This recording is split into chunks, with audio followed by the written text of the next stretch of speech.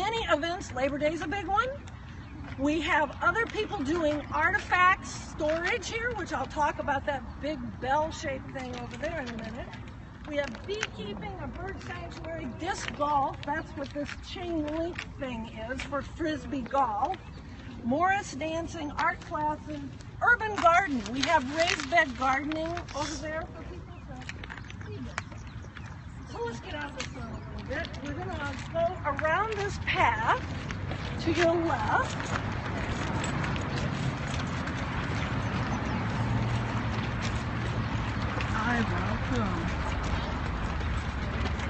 I welcome. So we are touring Pullman National Park. Welcome, welcome. And our tour guide is up there, so we're walking past a garden. We're on the grounds now.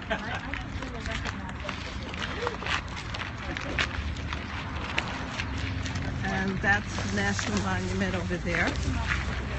Pullman National Monument.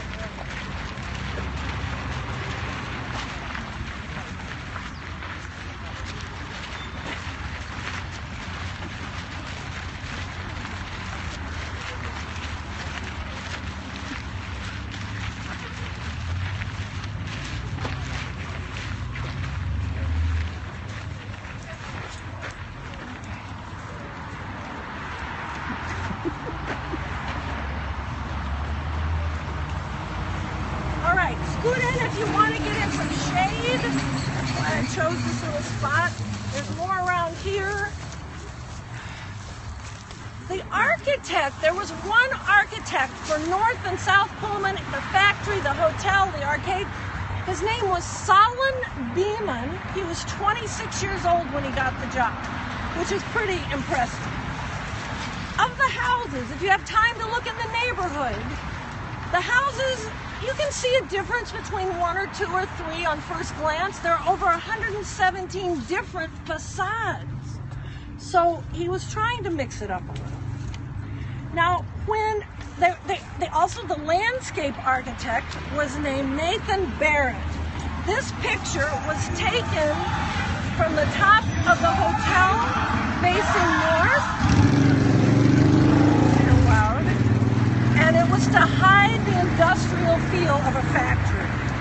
Now visitors would arrive at that, basically the stoplight where that white viaduct is, and that was where the train station was located. And this path we were just walking on is a simulated of the original path. Because if you arrived, if you were a hoity-toity and got to ride the train and you wanted to come visit, you were picked up by a carriage. And that carriage would follow along this path around the lake and go in the front of the clock tower. So it would drop you off inside, curb-to-curb service, which was very nice. Right now, you may have heard we're a national monument. To clarify what that means, the National Parks owns only the clock tower building and the side the pieces that jut out. The state of Illinois still owns the long arm that sticks out where you'll see when we go inside the event bay. They still own the hotel. Eventually, we think National Parks will take over all that, but they've got their work cut out for them just right now in the administration building because they're going to put their visitor center in there. So it will be moving. Now, the lake that you saw in the picture right here, this giant lake, was a cooling pond. Whoop, get it out of the leaves. A cooling pond for the Corliss steam engine, which is how Pullman powered all his equipment, heated homes, and a lot of other things. So once electricity came into being, that water was gone. It would have been over Cottage Grove. Cottage Grove is a street right out front. That wouldn't have been there at that point. So let's go over to that little skinny wall. I'll try to be fast.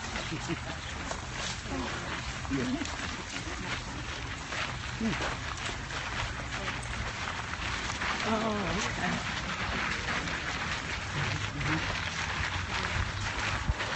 So if you're just joining, please share this out, invite other followers. We are touring Chicago's National Park Chicago's National Monument, in Pullman at 111th and Cottage Grove. They have tours on Sundays, the first and third Sunday of the month at 11:30 a.m. So if you're in the area, you can come out and go on a tour.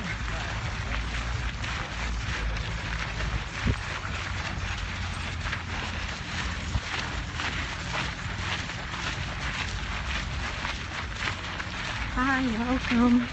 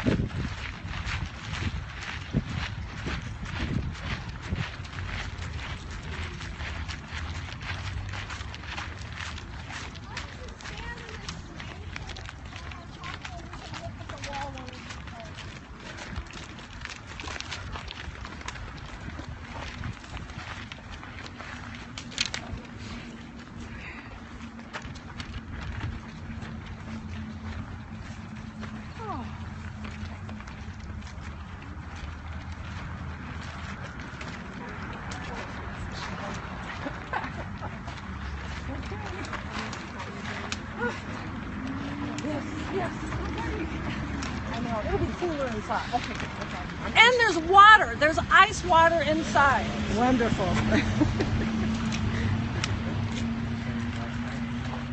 I'm good with that. Okay, in 1897, George Pullman died. He was so worried about his remains. He was buried 2 or 3 times deeper. He's in the Graceland Cemetery. He had cement poured over it, train tracks, because the laborers, he was afraid they would desecrate his grave. Now, he left an estate of over $7.6 million, which was a boatload of money at that time. An even bigger amount, his corporation was worth $63 million. Pretty impressive for 1897, even now. His utopian experiment, which this town and factory were called, ended when the Supreme Court said, sorry, you can't own both. Now, as I said before, Robert Todd Lincoln came along. He took over. Originally, this wing you see sticking out north of the clock tower building, there was a second wing that came down this path, or this concrete. That burned. They had to bring it out farther to encompass the steel cars. They didn't do that to the other wing. Now, let's see. Okay. The government. When the factory burned, the government did initially $13.4 million in stabilization, rebuilding, and restoration. You can see that building is only stabilized at best. This was considered the most important building. Now, something interesting, if you look at the bricks on this building, they look like they're different bricks made of different materials. They are not. They are made of identical bricks, but historic preservation logic today dictates we don't hide any history. So that's why some are shiny, those are all brand new, some are dull, those are original. This little wall I pointed at a minute ago was done because it was very hard to find masons that knew 1880 building techniques. So this was done to prove they could do it. The part that looks like a pizza oven was not correct, and you will see that when we walk into the factory. They had to do it again on the reverse side 2 more times, but they finally passed. So let's head in where the horse and carriage would have taken people, that big black entrance, and we'll continue. It'll be cooler. I hope. What about the wall? This wall? This wall was done by the masons who were given a test to see if they could simulate 1882 building techniques. Oh, okay. So, no, this is not original. This was built in 1999 to try to prove that they knew how to do that curve and everything else. Okay. If you look at these curves, even the shallow curve doesn't match that curve, and the big ones definitely don't. So that's why they had to keep repeating. But the third time was the charm.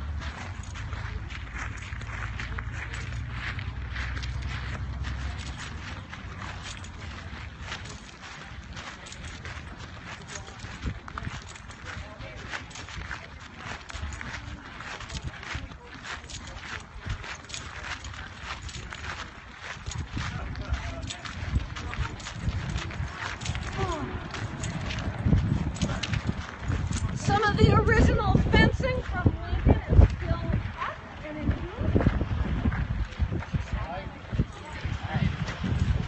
Yeah, we'll do the whole thing. Are you going inside, Dee? Hi, Mike. Can we get a picture of the group before they go in? I know, we're really hot. The Brotherhood of Sleeping Maybe when they come out. Okay, when they come out here. All right. They're all gonna fit in this space here. Hey, good to see you. How's it going? Okay. What do you think? Yeah, we can be careful of this floor. It has cliffs. But it's cooler. It is cooler.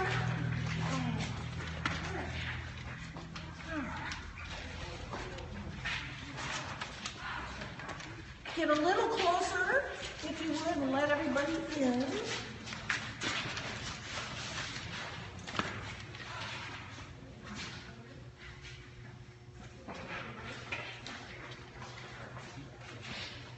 Now currently, as I said, the National Parks owns the clock tower and these side little wings.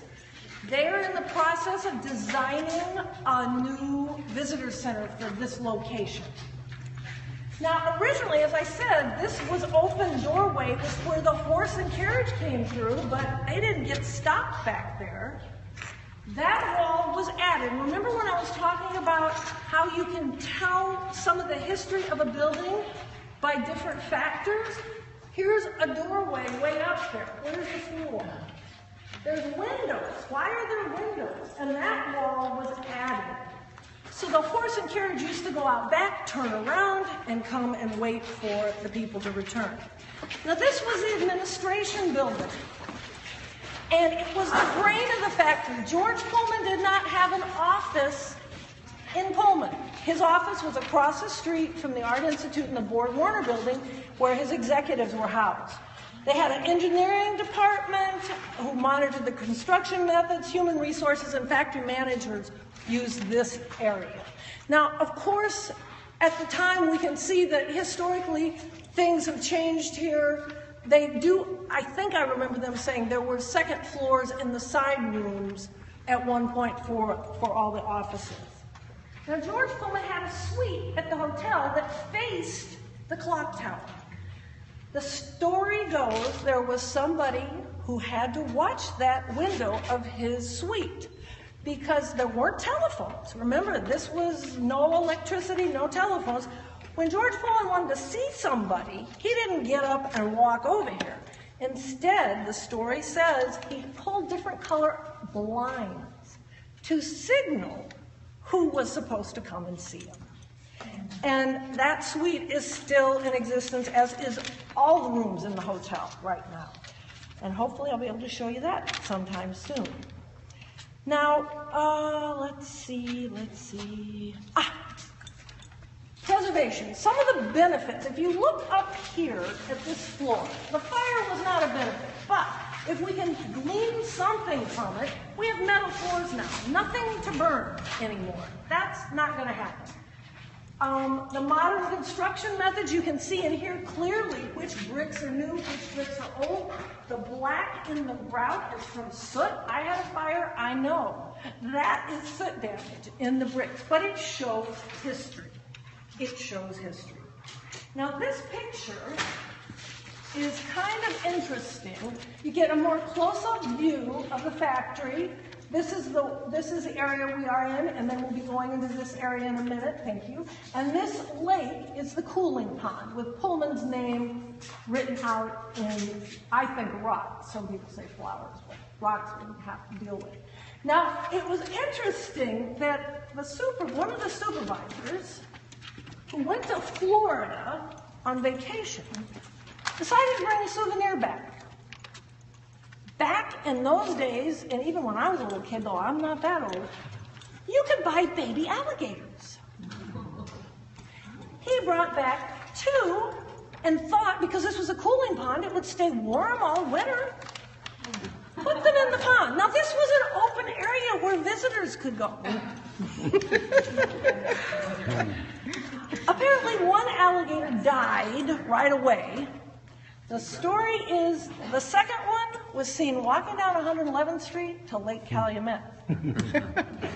We don't know, but let's go in the front, in the back, and I'll sneak through here and lead the way, and watch your step because it's very rough and uneven.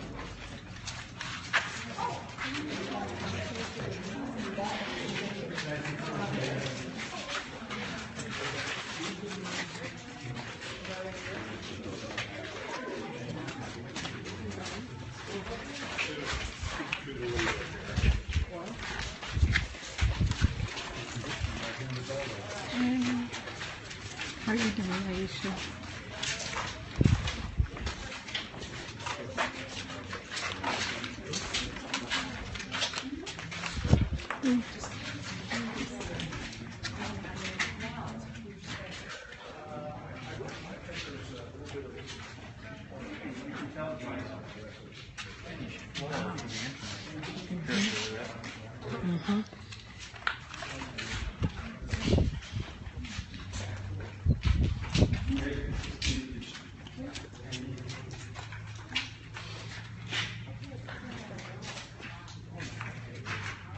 Oh, wow.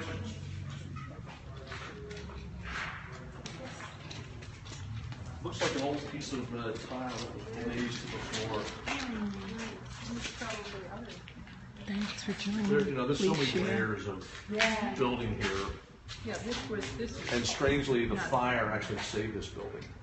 Because How? if they hadn't restored the building after the '98 fire, this would look like everything else. Oh. So, Wow. Were the beams original or was it only brick? pardon? The steel beams? Oh, no, that's all part of the restoration. Okay. And when she talked about this being built fireproof, Yeah. there's about 10,000 square feet on this floor, and there's 2 more floors about the same size. Thank you for sharing, Aisha. So the construction we're planning is this first floor will be about 2,000 square feet of exhibits, and then some offices, restrooms, an elevator, public meeting room, places to store artifacts, and a little sales area, and a reception desk. Should be open by Labor Day of 18. Oh, fantastic. Do you have all the funding to do that yet? So the or- National Park Foundation is raising the money. They have about $8 of $10 million raised. Wow. Oh, Yeah, that's so pretty they're- good. Planning is underway. Cool. 2018. Yep, so 2 years from this Labor Day. Amazing. So the Museum of Science and Industry has a train car. Is that a Pullman car? What? I don't know. The Museum of Science and Industry has a car. They have a model of a Pullman car. It's a model of a Pullman car. Yeah, but they have the Zephyr, which was made by the Bud Company. Zephyr was made by the Bud Company at the Okay. Museum of Science and Industry. Okay. Awesome. Fantastic. Okay? Okay. And so who are the people taking photos with today? There's George Pullman, George Pullman, Eugene Debs, Eugene Debs, and A. Philip Randolph. and A. Philip And we could all Randolph. step out and you could take a picture of the whole group in front of the arch here. Okay, we will do that. And would you like to introduce yourself? You're on Periscope. You're Ranger So Paul Labovitz, Paul Labovitz. I'm the acting superintendent here. I'm Oh, also the superintendent at Indiana Dunes National Lake Shore. oh, pleasure to meet you. Nice to I'm meet you. Janice I'm going to Temple. close this door so we can do our nice shot. Picture with the Rangers for yourself?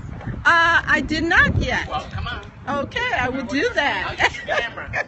You use my camera? Okay, I'm gonna have to stop the scope. I wanted to You got a get. wide end wider going for me? You're not that wide. He's not that wide, right? We're gonna do another shot with the band. Okay, so I'm gonna end the scope, you guys. And thanks for joining. Please do share this out so others can see it. This is Chicago Pullman National Park, and they do tours the first and the third Sunday. And neighborhood tours first Sunday. And neighborhood tours first Sunday. And the house tours are second weekend in October. House tours second weekend in October. And your name? Mike Schmansky, president of the Mike Schmansky. Historic Pullman Foundation. Okay, thank you so much. And thanks for joining. Love you, Naisha. Bye, guys.